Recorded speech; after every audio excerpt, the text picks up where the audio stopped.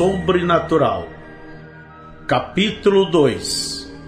Sua primeira visão. 1912 a 1916. Charles Brannan tinha incluso dinheiro suficiente em sua carta para que ela, Brannan, pudesse contratar uma caminhonete para se mudar. Ela tinha poucos bens para carregar, além de seus garotos.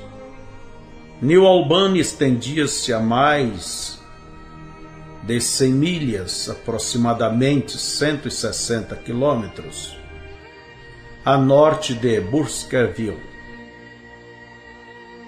Estando quase prestes a dar à luz, ela estava receosa com a jornada.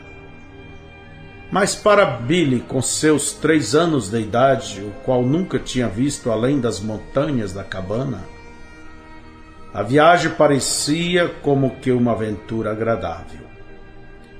Ele estava especialmente impressionado pela estreita e plana ponte de madeira que cruzava o rio Ohio entre Louisville, Kentucky, e New Albany, Indiana. Mais de 10 milhas, aproximadamente 16 quilômetros a norte, os levou para seu novo lar, a pequena cidade de Utica, Indiana. No dia 27 de maio de 1912, ela, Brannan, teve seu 4º filho, chamando-o de Melvin.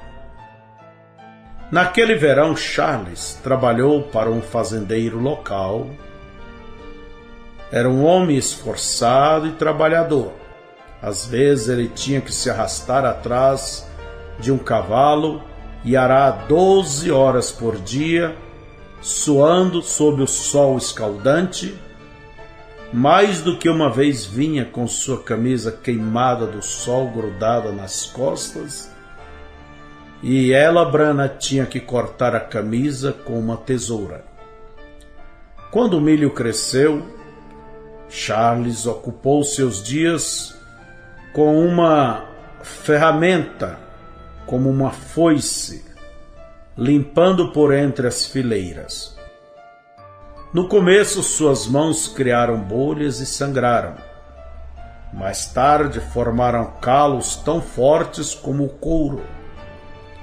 Ele sofreu tudo isto por menos de 75 centavos de dólar por dia. Naquele outono, Charles voltou a trabalhar com madeira, com que ele se dava melhor do que cultivar.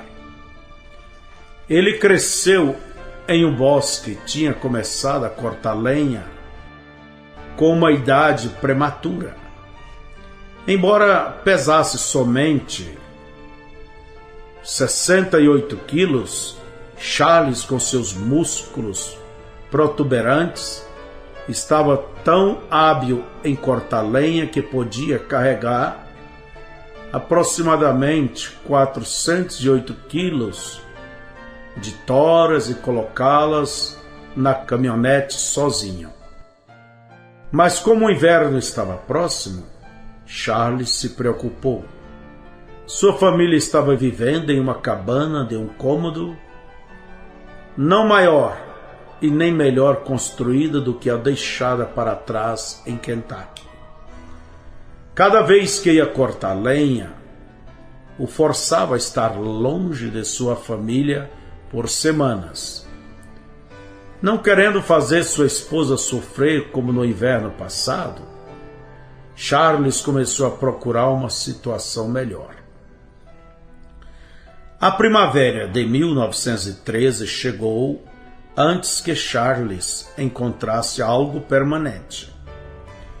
Ele conseguiu um emprego em Jeffersonville, Indiana, trabalhando para o Sr. Watten, um multimilionário dono da destilaria Watten, e era sócio de um time profissional de beisebol, o Louisville Colonels. Charles foi contratado como chofé particular porque ele era muito bom em manejar cavalos. O emprego era pago somente parte em dinheiro, porém oferecia lados substanciais benéficos, a saber, um lugar para viver sem ter de pagar aluguel nas terras do Sr. Watten. O lugar incluía uma cabana com 2 cômodos de madeira, um velho celeiro, um grande jardim e um pequeno campo onde Charles podia plantar para seu próprio benefício. Também o Sr. Watten tinha uma leiteria e Charles podia levar para casa um balde de leite todas as noites. Benefício nada pequeno para um pai com seus 4 filhos crescendo. Jeffersonville era uma cidade que distava a uns 6 quilômetros a nordeste de New Albany, a caminho do rio local chamado de Utica Peak. O Sr. Watten morava a uns 11 quilômetros fora da cidade, em uma grande propriedade. A cabana para a qual Charles se mudou ficava numa colina com vista para o rio Ohio. Tábuas desbotadas cobriam a estrutura do lado de fora das paredes, e dentro havia barro entre as madeiras. A cabana tinha um piso de chão, 2 cômodos e um sótão na viga sobre um dos cômodos.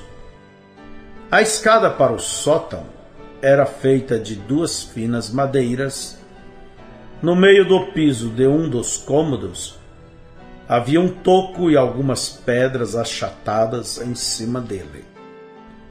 Sobre isto foi feito o fogão, a lenha, de um tambor de óleo vazio para cozinhar. Ela Brana usava um pequeno fogareiro.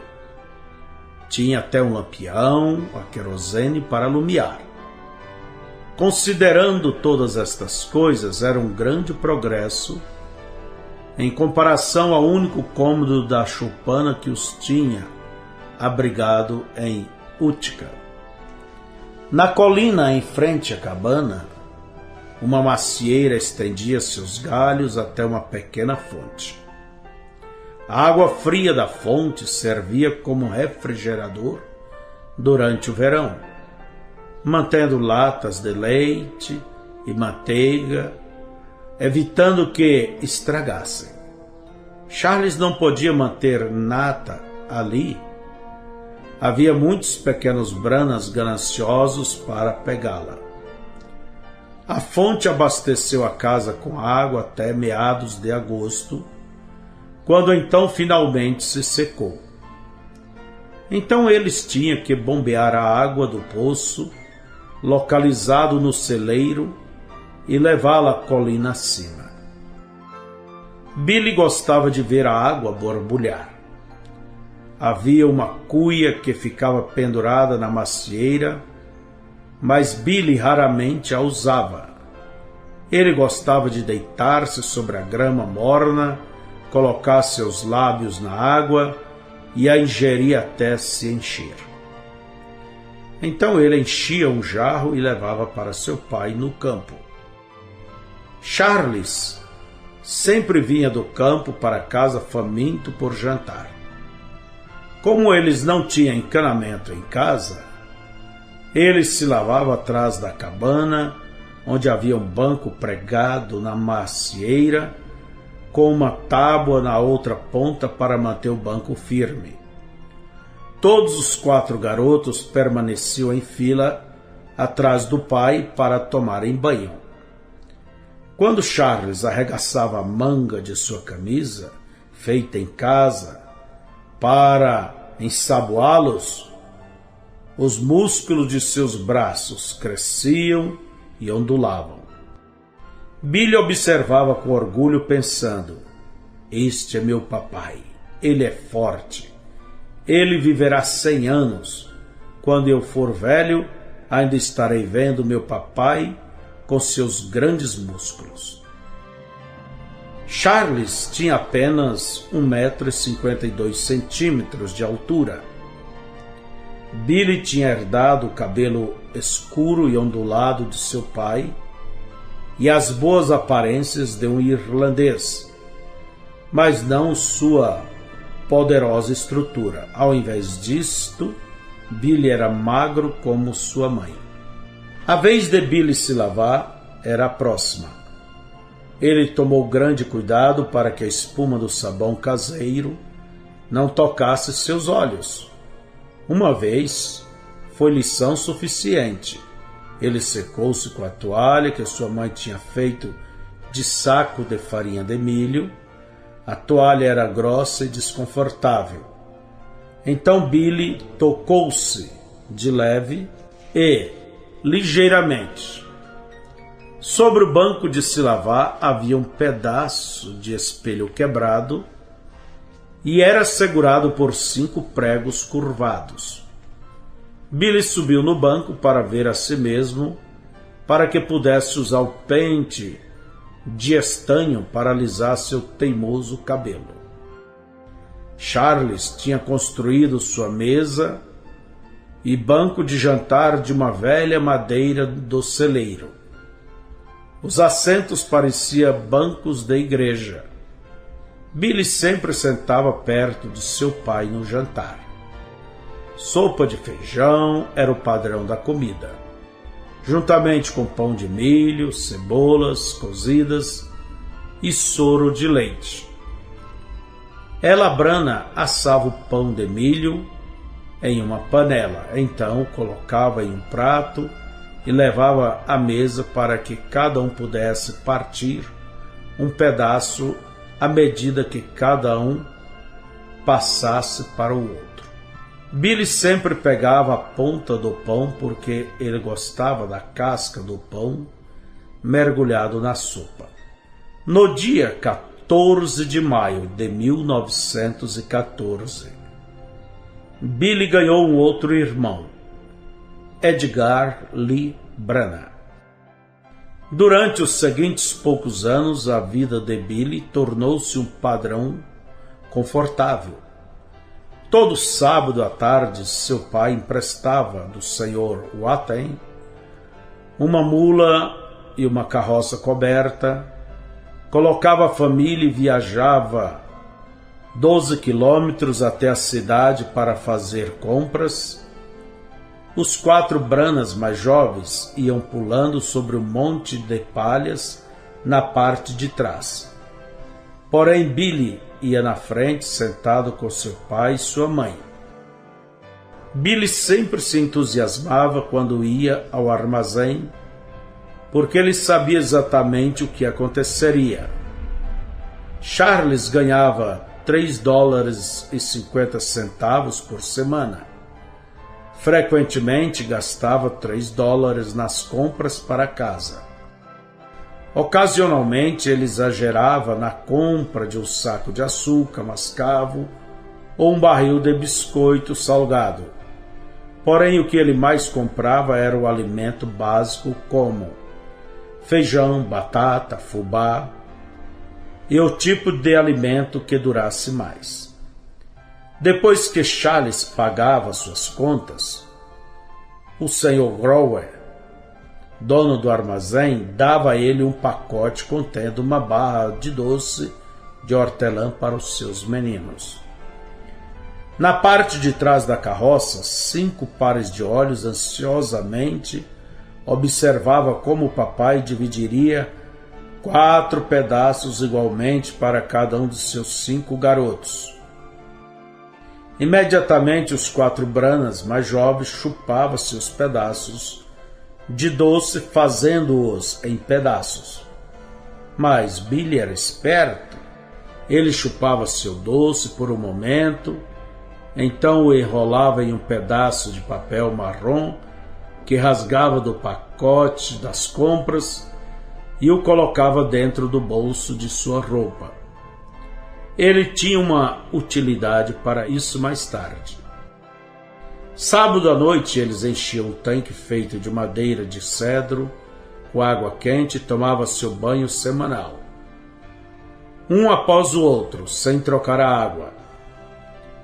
Ela, Brana, ensaboava e esfregava Billy com força, dizendo: eu quero te ver tão limpo quanto uma cebola descascada. Então ela o deixava corado ao secar-lhe com uma toalha feita de saco de farinha, até que sentisse como que sua pele se tivesse gasto. Ela sabia que Billy não estava se alimentando de maneira que sua alimentação fosse balanceada. Então, toda manhã, após o banho, ela o fazia engolir uma colherada de óleo de rícino, o que ela cria que ajudaria a prevenir resfriados. Billy olhava para aquela enorme colher cheia daquele gorduroso óleo de rícino e implorava: oh, mamãe, por favor, não me faça tomar isto. Isto me deixa doente. Não suporto isto. Ela respondia: se isto não te fizer você ficar doente, não te fará bem algum. Billy apertava o nariz e levava a colher à boca, tentava engolir, engasgava, sacudia-se todo e finalmente conseguia fazer com que aquilo descesse. No domingo, ela, Brana, cozinhava um guisado com nabos, cebolas, repolho, batata, feijão, fubá e um pedaço grosso de carne. Todas as coisas cozidas juntas numa só panela. O restante da comida os alimentava por 2 ou 3 dias. Na segunda-feira, ela, Brana, lavava as roupas do lado de fora da cabana. Usava uma grande caldeira de ferro aquecida no fogo de chão. Billy, sendo mais velho, tinha que cortar galhos para o fogo. Ele também ficava esperando para encher a caldeira com água, uma tarefa difícil para o menino de sua idade e tamanho. William, ela chamou: sim, senhora. Vá à fonte e traga um balde de água. Billy pensou como aquele pesado balde de cedro forçava seu ombro, mesmo quando o balde estava com água só pela metade. Ele apalpou o bolso, procurando por aquele pedaço de doce de hortelã enrolado no papel. Então ele encontrou seu irmão Eduardo e disse: Rupi. Frequente Billy chamava seu irmão de Rupi. Direi a você o que farei. Eu deixo você lamber este doce até eu contar até 10, se você for buscar um balde de água para mim. Eduardo alegremente trazia água e Billy o recompensava, segurando o doce para ele lamber. Billy começava contando: 1, 2, 3. Eduardo, lambendo tão rápido quanto podia, reclamava: não tão rápido, você está contando muito rápido. Comece novamente. Billy começava novamente, Eduardo conseguia algumas lambidas extras. Então Billy enrolava o pedaço de doce novamente e o colocava no bolso. Havia outras tarefas para serem feitas na segunda-feira, mas enquanto seu doce durasse, Billy era um jovem descansado. Quando ela lavava a roupa, usava uma longa pá de nogueira para mexer as roupas que ferviam na caldeira, pescando-as quando estavam prontas. Ela guardava a pá pendurada no prego do lado de fora da cabana. Aquela pá de nogueira servia para várias funções. Ela esmagava palhas com a pá, fazendo travesseiros e colchões. Charles também a usava como vara de correção. Algumas vezes, se algum dos meninos tivesse sido mal e estava esperando por uma surra, a pá de Nogueira misteriosamente desaparecia. Charles sempre dava um jeito na falta dela, usando um pedaço de couro de um velho cinto que ele usava para afiar navalha. Ou dispunha também de uma vareta de sua espingarda. Todos os pequenos Branas tiveram uma educação em um barracão de madeira, correndo em volta de seu pai tão firme quanto podia, enquanto açoitava seus traseiros até ficarem vermelhos. Charles dizia: surrando os demônios, sairão deles. Em uma ocasião, Edward maquinou um plano travesso. Billy, ele disse: mamãe e papai estão carpindo no jardim. Se você entrar e pegar açúcar, eu pegarei os biscoitos e nós encontraremos no celeiro. Isso pareceu bom para Billy.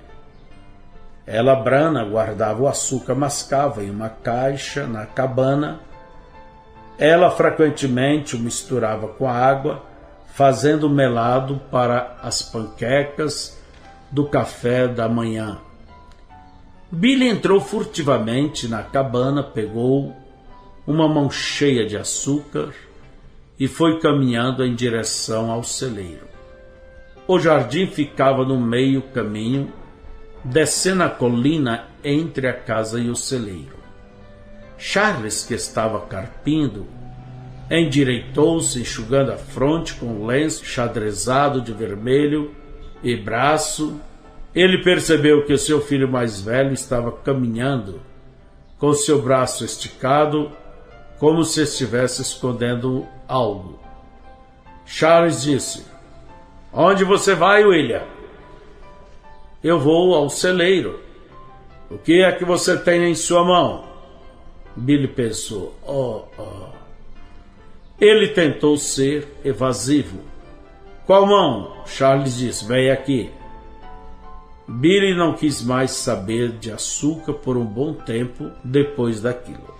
Algum tempo depois, em agosto de 1916, após uma debulhadora elétrica haver terminado de processar os grãos da colheita, ela, Brana, encheu com novas palhas todos os seus colchões e travesseiros.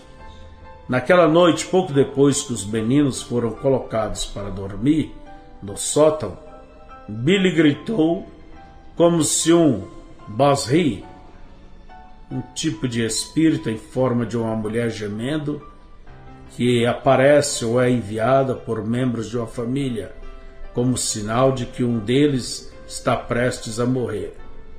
É um folclore irlandês. Tivesse tocado em sua face. Ela, Brana, às pressas, chegou até a escada e disse: Billy, o que há de errado com você? Mamãe, há alguma coisa na cama comigo. Deve ser um gafanhoto que está preso entre as palhas novas. Agora, acomode-se e vá dormir. Mamãe, não posso dormir com esta criatura pulando ao meu redor. Ela, Brana, pegou uma lamparina e subiu até o sótão para que a luz pudesse alumiar a cama do seu filho.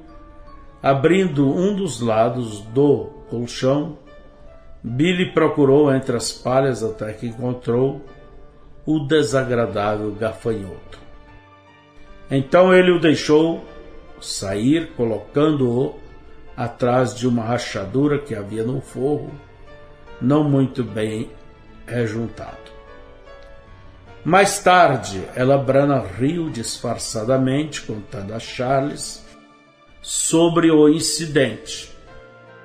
No entanto, ela não lhe contou sobre sua preocupação concernente a Billy.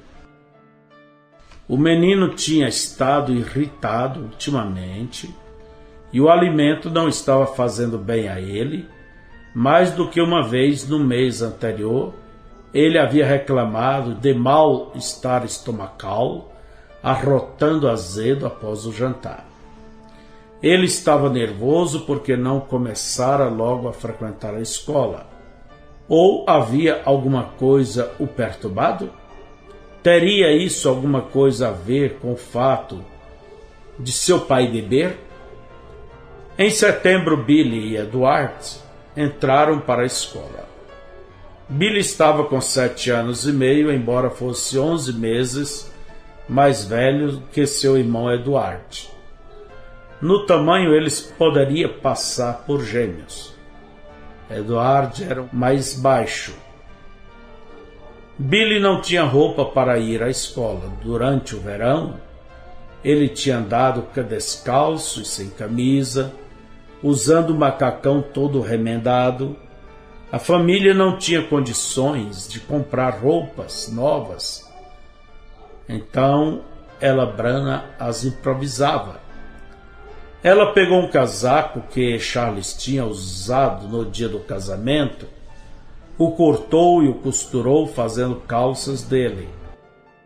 Charles veio para casa com umas meias brancas e um par de tênis usado que mal servia, e com isso completou o vestuário de Billy. Quando Ella Branham terminou de vesti-lo para sua nova aventura, ela disse: "Pronto, agora vamos dar uma olhada em você." Ela afastou-se para ver sua aparência. Billy deu uma olhada para trás para ver aquelas calças feitas em casa e para o seu tênis de segunda mão, com seu espesso cabelo até o pescoço. Ela sorriu, sabendo que tinha feito o melhor que podia com o que tinha. Infelizmente, seu filho mais velho teria que ir à escola sem camisa. Então, em uma fria manhã de setembro de 1916, Billy e Eduardo caminharam com dificuldade, descendo pela costa do rio até a escola Utica Peak, que era uma típica escola rural de uma única sala, localizada entre as colinas com vista para o rio Ohio. A senhora Temple seria professora dele por muitos anos. Ela lecionava para as 8 séries, com estudantes de idade que variava de 6 a 15 anos. Na nova escola, Billy aprendeu mais do que as 3 R's: Reading, Writing e Arithmetic. Leitura, escrita e aritmética. De repente, sua visão do mundo expandiu. Enquanto estava na sala de aula, ele tinha tempo para comparar a si mesmo com as outras crianças. Ele ficou espantado com as diferenças. Esses meninos e meninas eram do campo como ele, porém, a maioria deles vestiam roupas boas, sapatos apropriados, e todos eles estavam usando camisas. Para o almoço, as outras crianças comiam sanduíches e levavam pãezinhos doce ou bolo para a sobremesa. Billy comia feijão e há alguns dias ele não comia coisa alguma. Ele começou a perceber que sua família era pobre. Desde o princípio, Billy foi marcado como intruso pelos meninos mais velhos. Eles o chamavam de biscoito de milho e gozavam dele por causa do seu modo engraçado de falar, com sotaque caipira típico do povo das colinas de Kentucky, e eles riam dele pelo parecer esfarrapado. Poucas semanas após as aulas começarem, Billy e alguns outros meninos de sua idade decidiram passar uma tarde pescando no lago Gelo, na parte de trás da cabana dos Branhams. Eles o chamavam de Lago do Gelo, porque o Sr. Watten cortava blocos de gelo do lago a cada inverno, armazenava os blocos em serragem e então os usava durante o verão para manter como geladeiras resfriadas em sua leiteria. Billy estava entusiasmado porque esses meninos o incluía em seus planos. Ele não somente amava pescar, mas desejava fazer parte da turma. Depois da aula, Billy correu para casa, ansioso para pegar sua vara de pescar, feita em casa, que ficava no sótão. Seu tênis não lhe calçava bem e tinha formado um calo dolorido no dedão do pé. Durante todo aquele dia, na escola, ele tinha estado preocupado com o calo. Cada vez que movia o pé, o calo doía tanto que ele não podia prestar atenção na lição. Mas agora, em sua pressa e entusiasmo, ele facilmente ignorou a dor. Entrou rápido na cabana e tinha apenas colocado o pé no degrau da escada, feita de madeira nova, quando sentiu uma mão forte segurar seu ombro. Seu pai o fez dar meia volta. Billy, tenho um importante trabalho para você fazer esta tarde.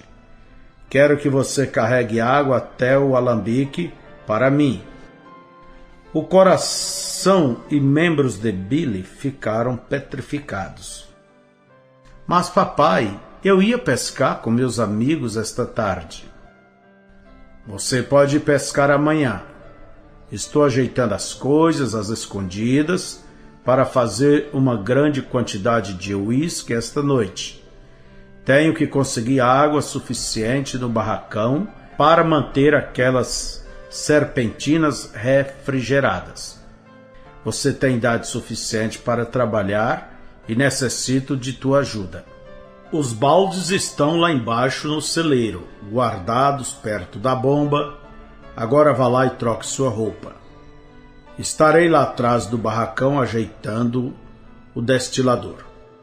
Vagarosamente, Billy começou a subir a escada, virando a cabeça para que seu pai não visse suas lágrimas.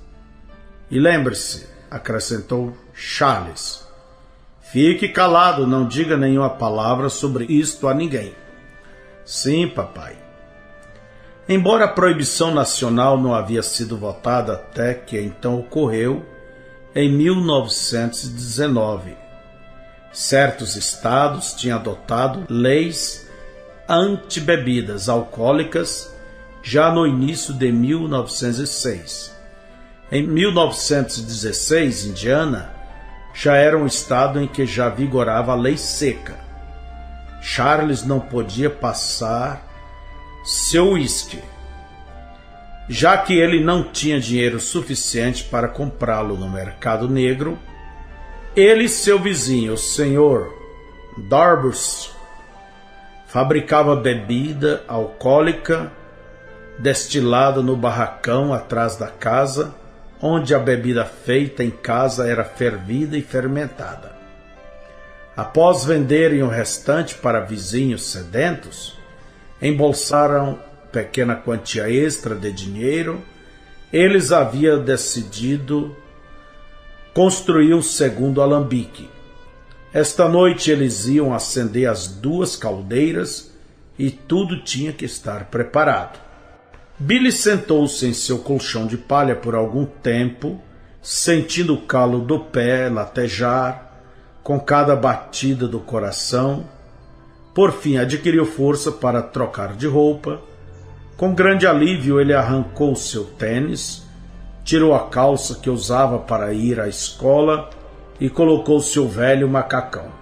O macacão já não tinha alças e agora estava seguro por barbantes com alfinetes amarrados nas pontas para serem colocados no lugar dos botões.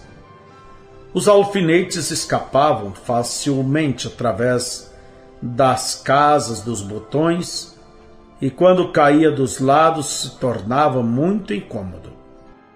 Em seguida ele colocou uma tala no dedo, o que quer dizer que ele tomou um sabugo de milho e o amarrou sob o dedo dolorido para mantê-lo livre do solo. Vagarosamente ele desceu a escada e com muito custo caminhou, descendo a colina em direção ao poço perto do celeiro. 2 baldes que eram usados para melado estavam perto da bomba d'água. Billy bombeou até enchê-los. Cada balde continha meio galão de água, e isto era tudo que seus músculos de 7 anos podiam fazer para levá-los por suas alças improvisadas. A tarde estava amena e perfeitamente calma. Nem um sopro de ar agitava o seco e amarelado capim. Enquanto Billy subia pela trilha, ele ouviu risos vindo do lago de gelo. Não muito distante, seus colegas já estavam lá, pescando e brincando, tendo bom tempo. A decepção de Billy o fez irromper em lágrimas.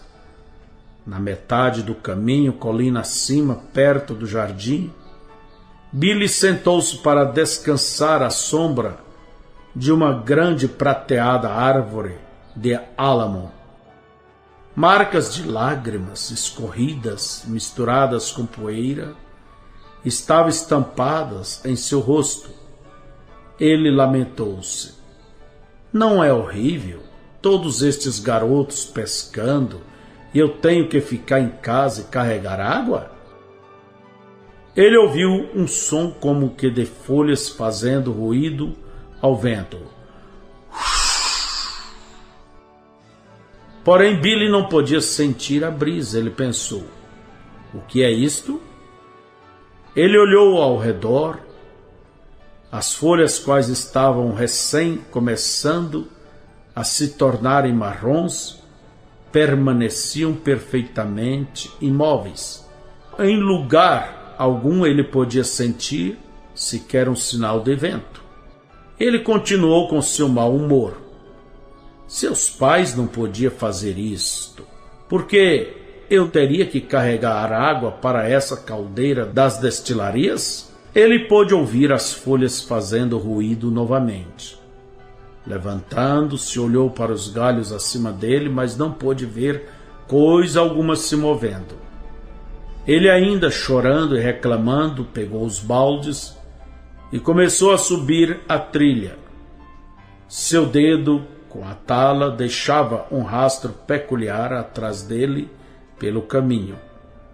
Ele tinha caminhado a uma pequena distância quando ouviu aquele ruído novamente, mais alto do que antes.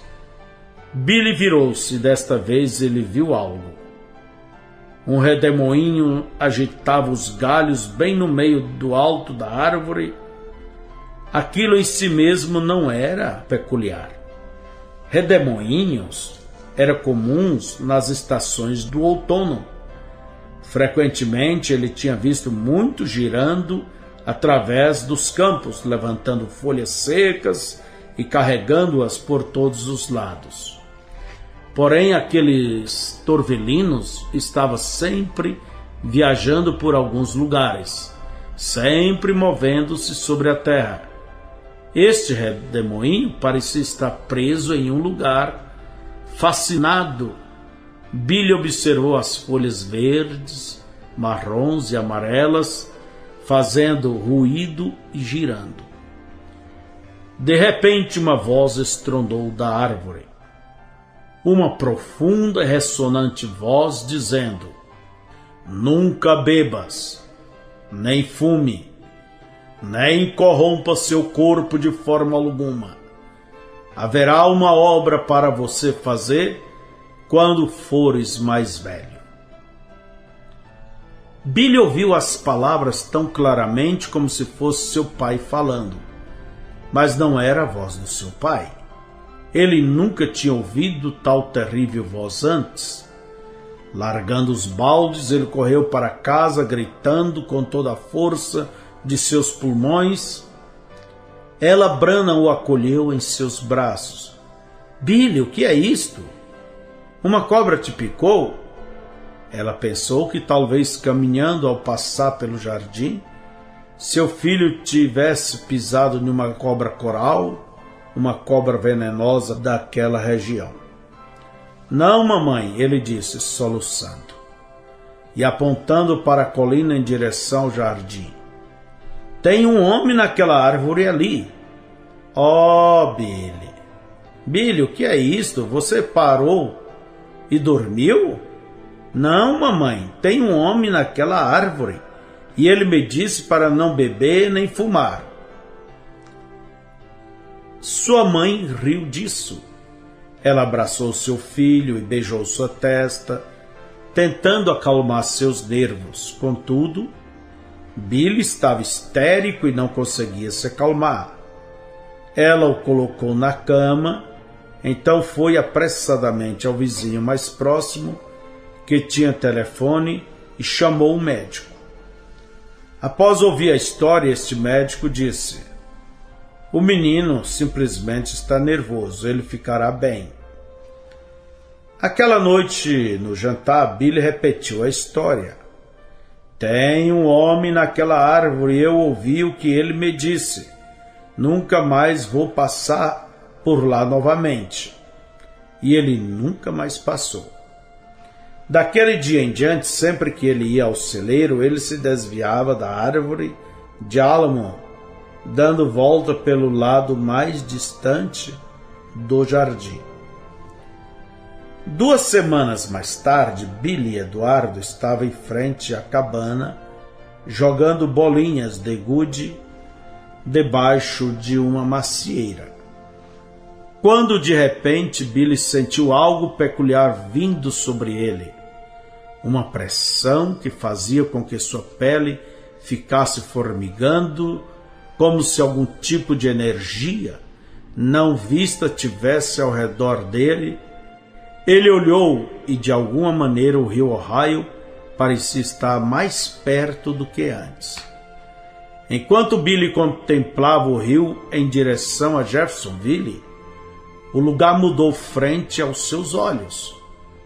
Uma ponte se formava da margem e estendia-se pelo rio, peça por peça sendo construída em movimento rápido.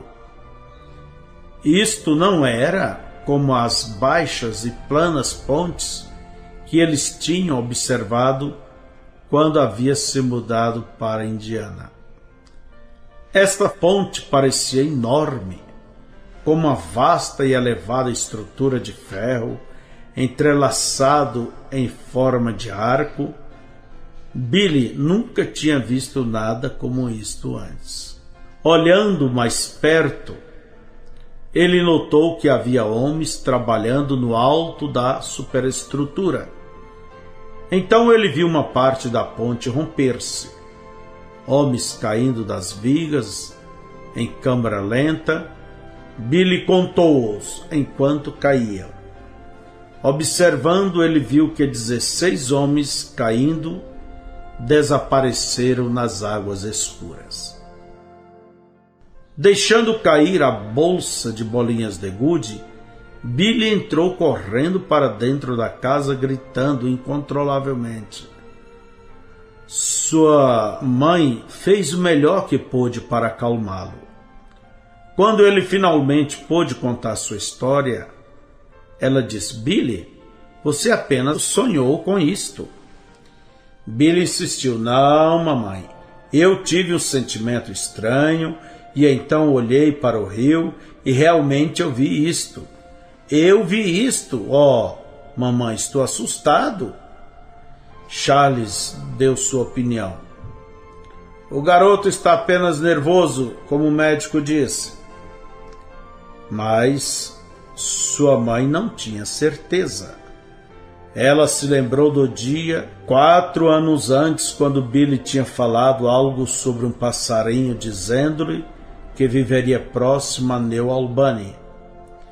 Foi muito estranho aquilo que veio ser a verdade. Uma ponte sobre o rio? 16 homens morrendo? E se algum dia isto acontecer? Ela anotou o incidente pensando: veremos.